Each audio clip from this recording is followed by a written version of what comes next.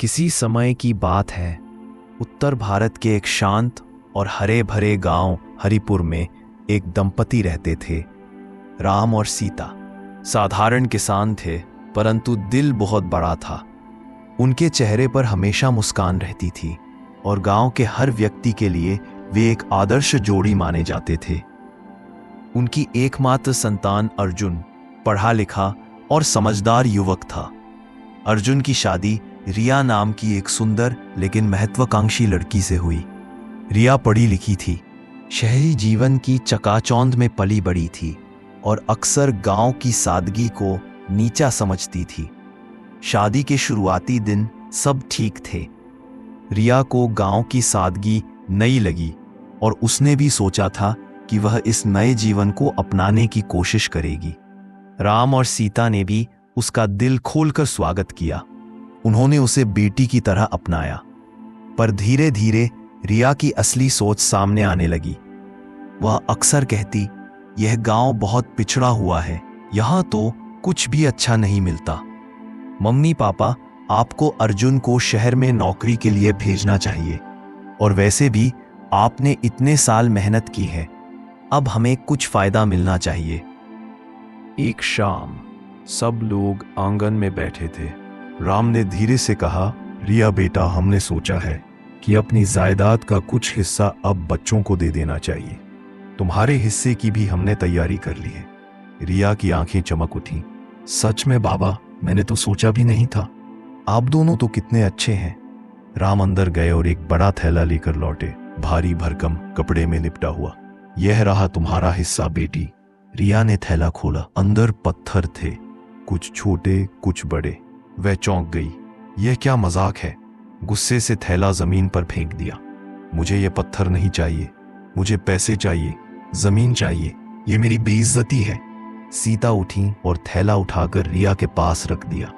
बहुत शांत स्वर में बोली, रिया, ये पत्थर हमारे जीवन की कहानी है। यह वो दर्द हैं जो हमने झेले हैं, वो त्याग जो हमने किए हैं। इन पत्थरों की कीमत उन पैसों से कहीं अधिक है जिनकी तुम लालसा करती हो। राम ने आगे कहा, जब तुम हमारी बहू बनकर आई थी, हमने तुम्हें बेटी समझा। तुम्हारी हर मांग पूरी की, सिर्फ इसलिए कि परिवार में शांति रहे। लेकिन आज हम महसूस करते हैं कि असली संपत्ति वह नहीं जो बैंक में रखी हो, बल्कि वह होती है प्यार, सम्मान और रिश्तों की गर्मी। अगर तुम यही नहीं समझ पाई तो लाखों रुपए भी तुम्हें संतुष्टि नहीं दे सकते। रिया चुप हो गई। उसका चेहरा गीला हो गया, पर ये पसीने के नहीं, पछतावे के आंसू थे। उसे याद आने लगा कि कैसे उसने हर छोटी खुशी को नजरअंदाज किया, कैसे राम और सीता ने हर बार बिना शिकायत के उसे सब कुछ दिया, सिर्फ इसलिए कि वह खुश रहे। वह सिसकते हुए बोली, माफ कर दीजिए मम्मी पापा, मैं लालच में अंधी हो गई थी। मैंने कभी सोचा ही नहीं कि आपके त्याग की भी कोई कीमत है। आपने मुझे वो सबक दिया है जो दुनिया की कोई किताब नहीं दे सकती। उसने राम और सीता के पांव पकड़ लिए। अर्जुन की आंखों में भी आंसू थे।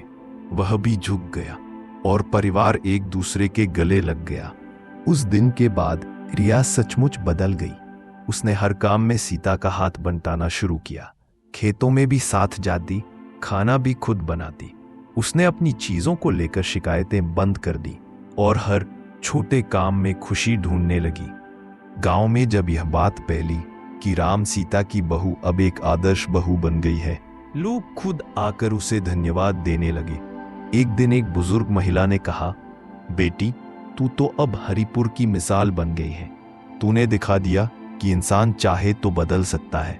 रिया का जीवन सबक बन गया कि लालच एक अंधा कुआं है और रिश्ते वो अमूल्य रत्न है जो जीवन को सार्थक बनाते हैं। राम और सीता अपने जीवन के अंतिम पड़ाव पर संतुष्ट थे, क्योंकि उन्होंने न सिर्फ एक बहू को बेटी बनाया, बल्कि एक लालची आत्मा को इंसानियत का रास्ता दिखाया।